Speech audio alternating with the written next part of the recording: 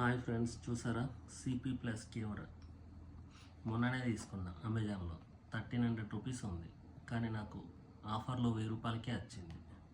దీని అన్బాక్స్ చూద్దాం రండి.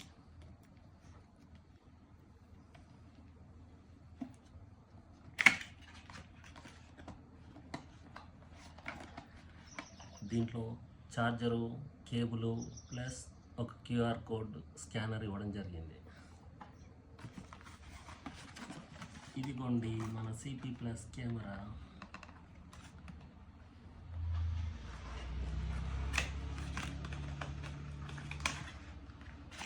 వచ్చేసింది.